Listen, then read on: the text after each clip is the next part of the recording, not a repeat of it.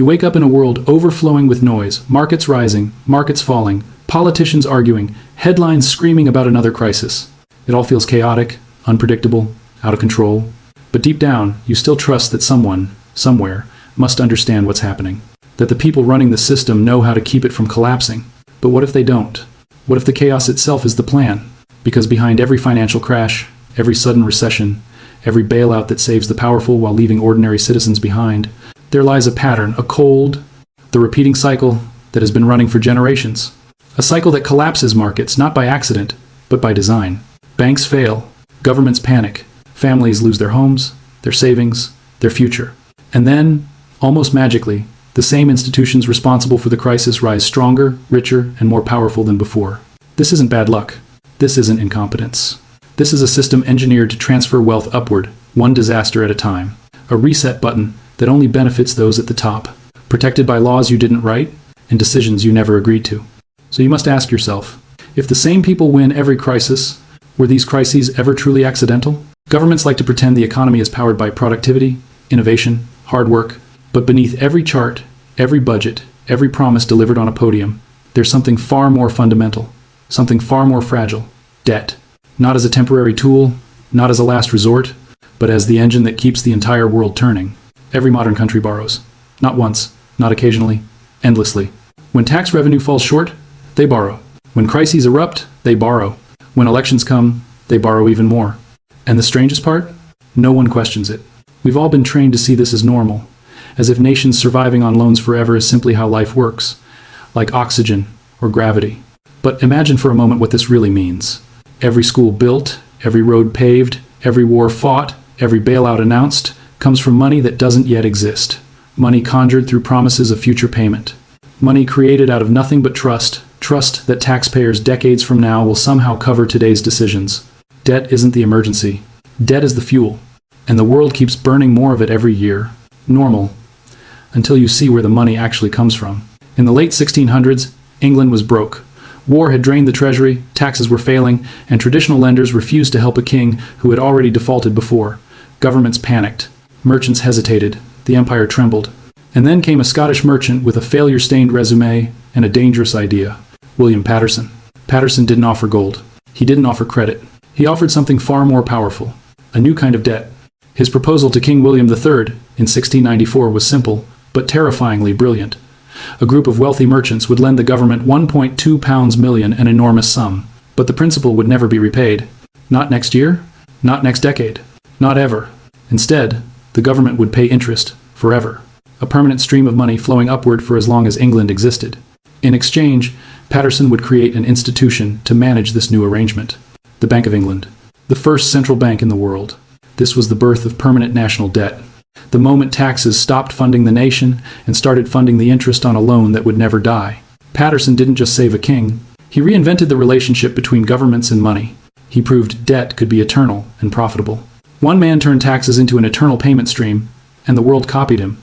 Paterson's invention didn't just reshape England, it unlocked a trick that would redefine money itself. Because once the government owed a permanent debt, something unusual happened. That debt became valuable. It wasn't just a burden. It wasn't just a promise. It was an asset. The Bank of England began issuing paper notes backed not by gold, not by silver, but by the government's eternal IOU. For the first time in history, money was created from debt, literally born from a promise that would never be fulfilled. Merchants deposited gold into the bank. The bank loaned that gold to the government. The government paid interest. And then the bank issued paper notes, pieces of currency, based on that same loan. One pile of gold now generated two parallel streams of value. Real money for the government, and tradable paper money for the public. People began using those notes in markets and towns as if they were gold. Why? Because the government's permanent debt became the guarantee behind the currency itself. The more the government borrowed, the more notes the bank could issue. The more notes they issued, the more the economy grew. Debt had transformed from a desperate act into a money-making machine. But Paterson was only the first architect. Others would weaponize his idea. By the early 1800s, Europe was on fire. Wars raged, empires rose and fell, and nations needed money faster than taxes or treasuries could supply it. Into this chaos stepped a man whose family name would become synonymous with power, Nathan Rothschild.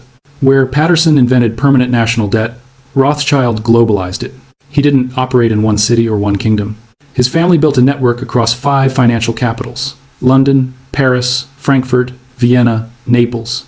A web no government could match. And through this web, he transformed sovereign debt into a cross-border industry. Instead of simply lending money directly to governments, Nathan Rothschild pioneered a new model. He bought their bonds at a discount, then resold them to investors across Europe. In days when news traveled by horses and ships, Rothschild's courier network moved with lightning precision. He could shift millions before kings even knew what happened. The effect was revolutionary. Suddenly, a default in France could bankrupt investors in Austria. A war in Spain could shake banks in London. Debt was no longer a national affair. It was a continental bloodstream, flowing through countries, institutions, and families who never met the rulers signing the contracts. Nations discovered a brutal truth. Once your debt becomes global, you cannot escape it. He didn't just lend money, he rewired nations. In 1815, Europe held its breath. The fate of the continent depended on a single battle, Waterloo. Armies clashed, empires trembled, and every government waited desperately for news. But while generals fought on muddy fields, another war was unfolding in silence inside the bond markets of London. Nathan Rothschild had something no king, no minister, no army possessed: speed. His private courier network was the fastest information system in Europe. Faster than official military messengers, faster than government channels, faster than anyone. On the day Napoleon fell, Rothschild knew before the British government itself, and he used that knowledge the way a surgeon uses a scalpel. He walked into the London Exchange and began, quietly, selling British bonds. Investors panicked. They assumed Britain had lost the war. Prices collapsed. Then, at the exact moment fear reached its peak, Rothschild reversed course and bought everything. When the official news of Napoleon's defeat arrived the next day, bond prices exploded upward. Rothschild had already filled his vaults at the lowest prices in history. This wasn't just a clever trade. It was a demonstration of a new kind of power, the power to move nations by controlling information. From this moment on, markets were ruled by those who knew first. By the mid-1800s, Europe had entered a new financial reality, one far more fragile than any monarch understood. Debt had spread across borders, across banks, across entire economies. A British bond might be held by a French investor, sold to a German banker, pledged as collateral in Austria, and used to fund a railway in Italy. One loan, powering an entire web. This was the moment sovereign debt became too interconnected to fail. If a nation defaulted now, it wasn't a simple matter of disappointing a single creditor. It meant collapsing pension funds, crippling banks, shutting down trade networks, triggering panic across continents. The world had quietly stepped into a trap. Governments had to keep paying their debt, not because they were responsible, but because default would drag everyone else down with them. No country could escape without pulling others into the abyss. And in a global system where every bond was connected to another, even a small collapse could create a chain reaction powerful enough to shake the world. Debt had grown too big, too widespread, too integrated. The old reset button default no longer existed. And then America entered the game. At the dawn of the 20th century, America was rising fast, industrial power booming, immigration surging, cities multiplying. But behind the excitement, the country had a problem no nation wants to admit. Its financial system was dangerously primitive. Thousands of banks operated independently, each issuing their own notes, each vulnerable to panic. There was no central authority, no stabilizer, no mechanism to step in when fear spread faster than money could move. And then came the panic of 1907. Markets collapsed. Banks failed. Crowds gathered outside vaults demanding withdrawals that no bank could meet. The economy was moments away from seizure. And into this chaos stepped a man whose name still echoes through Wall Street, J.P. Morgan. Morgan was not a politician, not an elected leader. But in that moment, he became something far more powerful. He locked the leading bankers of New York inside his private library, refusing to let them leave until each one pledged enormous sums to rescue failing banks. He orchestrated a private bailout so vast, so coordinated, that it stabilized the nation when the government itself could do nothing. For the first time in American history, a single banker acted as the country's central bank. But Morgan didn't want to be the hero. He wanted a permanent lever, a system that would give the financial elite control not just in crises, but forever. 3 years after the Panic of 1907, America was desperate for a solution, some way to prevent the next financial collapse. Politicians argued, newspapers speculated, citizens feared another crisis. But while the nation looked outward, the real plan was being written in secret. In November 1910, under the cover of night, a small group of powerful men boarded a private train leaving New Jersey. They used fake names, traveled with no reporters, told even their families they were on a simple hunting trip. Their destination, Jekyll Island, a remote, privately owned island off the coast of Georgia. Their mission, nothing less than designing America's monetary future. Inside a secluded mansion, Over 9 days, bankers and senators drafted a blueprint for a new institution. Not a traditional bank, not a government agency. Something in between. An entity that looked public, but was guided by private banks. An institution that appeared decentralized, but concentrated power in New York. A system that promised stability, but guaranteed dependence. This blueprint would soon be passed into law as the Federal Reserve System. It would control interest rates, control money creation, control the financial heartbeat of the most powerful nation on earth. They weren't designing a bank. They were designing the future. When the Federal Reserve opened its doors in 1914, most Americans had no idea what had just been created. A new kind of institution, private in structure, public in appearance, now had the power to do something no bank in history had ever been allowed to do. It could create money out of nothing. Here's how it worked. When the U.S. government needed funds, it issued bonds, IOUs, promising future payment. In the past, banks could only buy those bonds with money they already had. But the Federal Reserve changed the rules. Now, the Fed could buy government bonds using money it simply invented. Typed into existence, created with a keystroke. The moment the Fed purchased a bond, new dollars appeared in the system. The government received the money it needed. And the debt now sitting on the Fed's balance sheet continued accumulating interest paid by taxpayers. For the first time, there was no natural limit to how much a government could borrow. No ceiling, no boundary, no restraint. The more the government borrowed, the more money the Fed created. And the more money it created, the more the economy grew, fueled not by production, but by promises. Infinite money sounds powerful, until you see who pays the interest. Interest is one of the quietest forces in the world, silent, invisible, relentless. It doesn't march in the streets, it doesn't make headlines, it doesn't announce itself. But every year, it moves trillions of dollars upward. When governments borrow, they don't repay the principal. They simply pay interest year after year, generation after generation. And where does that money come from? From you. From your taxes? From every paycheck, every purchase, every hidden surcharge and fee that fills the government's revenue stream. Imagine a giant funnel placed above the entire population. At the top sit pension funds, major banks, insurance companies, and global asset managers institutions holding government bonds. At the bottom sit millions of ordinary workers. Every year, money flows upward through this funnel, quietly, constantly, predictably. It doesn't matter who you vote for. It doesn't matter which party is in power. Interest must be paid. The institutions holding the debt become richer, stronger, more untouchable. The taxpayers footing the bill remain unaware that their money isn't building roads or schools, it's maintaining a financial loop that never ends. And this works fine until a nation can't even pay the interest. But what happens when nations themselves can't pay? By the late 1970s, inflation in the United States was spiraling out of control. Prices soared. Confidence collapsed. The dollar, the backbone of global finance, was losing credibility. And into this storm stepped a man whose decisions would shake not only America, but the entire developing world. Paul Volcker, chairman of the Federal Reserve. Volcker had one goal: crush inflation. And he was willing to use the most brutal tool in the economic arsenal to do it. He raised interest rates.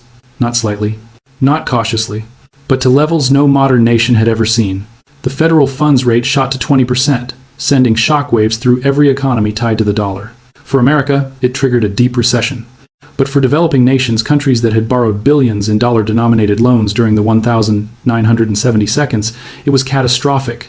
Mexico owed $80 billion, Brazil $60 billion, Argentina $40 billion. And suddenly, overnight, their interest payments tripled. These nations could no longer breathe. Their export earnings weren't enough to service the debt. Default loomed. Panic spread through the global banking system. Volcker had a choice. Let countries default, or build something new. He chose the latter. Through the International Monetary Fund, the U.S., and major banks created a new system, one that didn't forgive debt, but restructured it, extending the life of the loan and ensuring interest continued to flow. This wasn't relief. This wasn't mercy. This was surrender economic sovereignty traded in exchange for survival. This wasn't forgiveness, it was surrender. When the IMF arrived in a struggling nation, it did not come as a savior, it came as a negotiator, and the negotiation was always the same. We will lend you the money you need to survive, but you must change everything. These were the infamous structural adjustment programs. Governments were ordered to slash public spending, cut subsidies, privatize state industries, open markets to foreign companies, devalue their currencies, and remove protections that once shielded their citizens from global volatility. In theory, these reforms would stabilize the economy. In reality, they transferred power. Assets once owned by the public utilities, railways, mines, ports, were sold to foreign investors at bargain prices. Domestic industries collapsed under new competition. Essential services shrank. Poverty surged. Entire nations became dependent on loans just to keep basic systems functioning. But the most important consequence wasn't economic. It was political. A country that needs IMF approval cannot chart its own future. It cannot make independent policy. It cannot escape the system that saved it, and then claimed its autonomy as the price. Because in global finance, debt isn't just a burden, it's leverage. A country in debt is a country without choices. For centuries, nations borrowed from merchants, banks, and foreign powers. But today, something far stranger and far more dangerous has emerged. A circular system where everyone owes everyone, and no country can afford for another to fall. Japan holds more than $1 trillion in US debt. China holds hundreds of billions. The United States, through the IMF and World Bank, indirectly holds the debts of dozens of developing nations. European banks hold emerging market bonds. Emerging markets hold European debt. Saudi Arabia funds America's deficits. America's consumers fund China's exports. And China's savings in turn help fund the governments of Europe.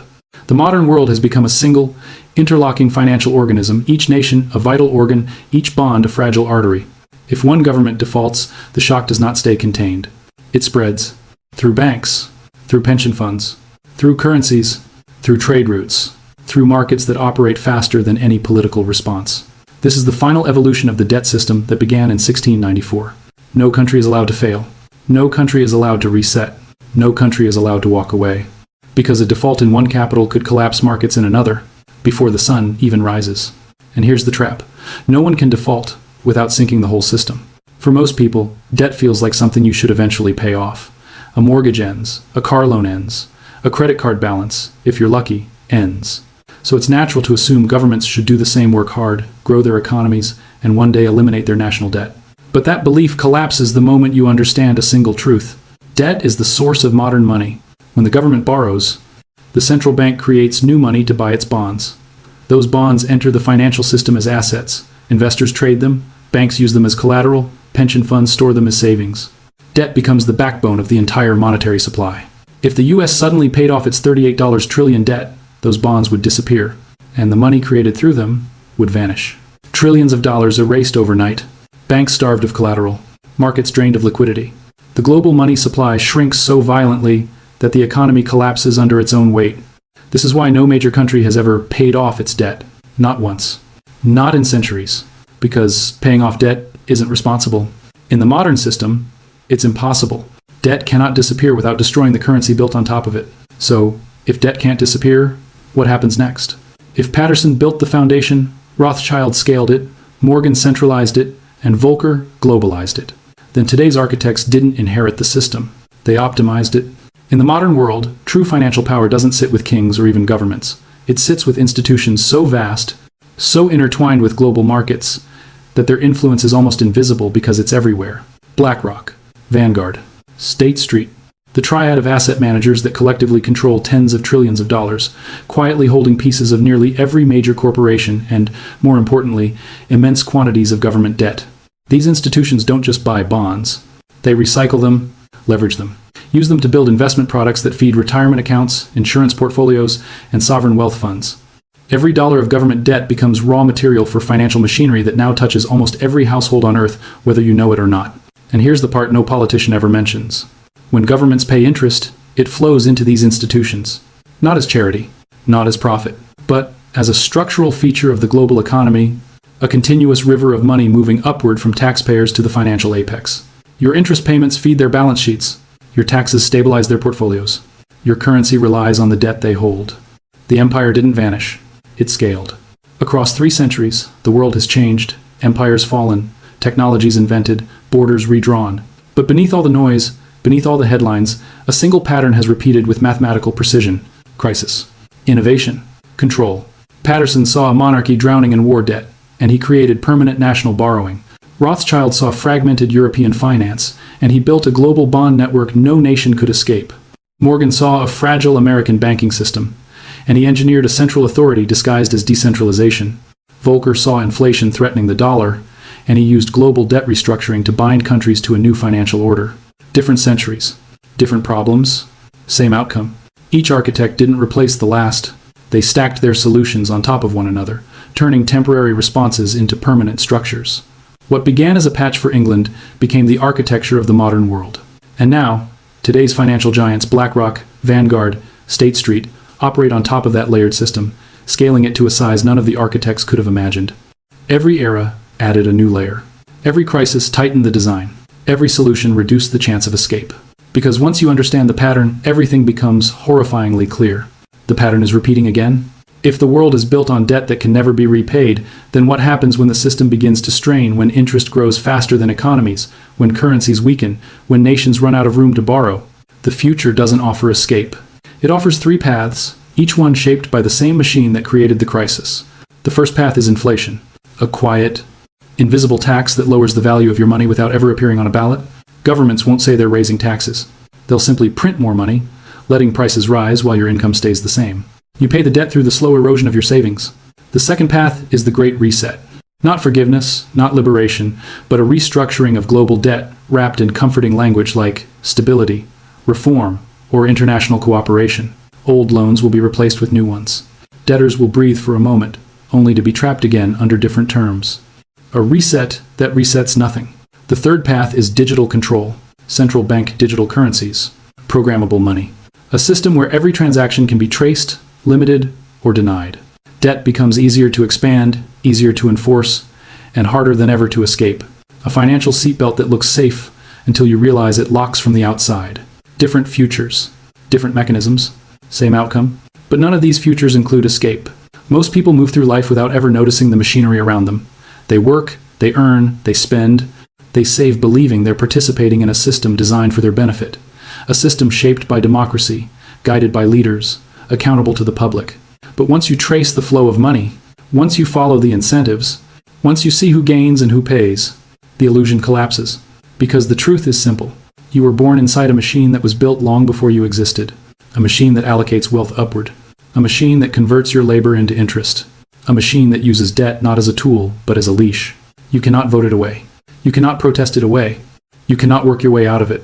But you can understand it. And that is the first step toward navigating it, toward protecting yourself from the traps that consume nations, toward making choices that sidestep the mechanisms designed to keep you compliant. Knowledge doesn't free you from the system, but it stops the system from owning your mind. Because once you see the machine, you can't unsee it. For more than 3 centuries, the world has operated on a design most people never notice. A design built piece by piece, crisis by crisis, architect by architect. Patterson made debt permanent, Rothschild made it global, Morgan made it infinite, Volcker made it inescapable. And today's financial giants have scaled it into something so vast, so silent, so deeply embedded into daily life that escaping it isn't just difficult, it's impossible. This wasn't an accident. It wasn't incompetence. It wasn't the result of one policy, one election, or one generation. It was a system refined by time. A system that rewards those who understand it and punishes those who don't. A system where governments live on borrowed money, where taxpayers fund interest they never agreed to, and where wealth flows steadily toward the institutions that hold the world's debt. You may not have chosen this world. You may not benefit from it. But you're living in it every day, every purchase, every paycheck. And the least they owe you is the truth. If you want to understand the mechanisms that shape your life, the hidden levers, the historical patterns, the financial forces no school will ever teach you, then subscribe. Because this system was built without your permission, but the knowledge to navigate it is yours.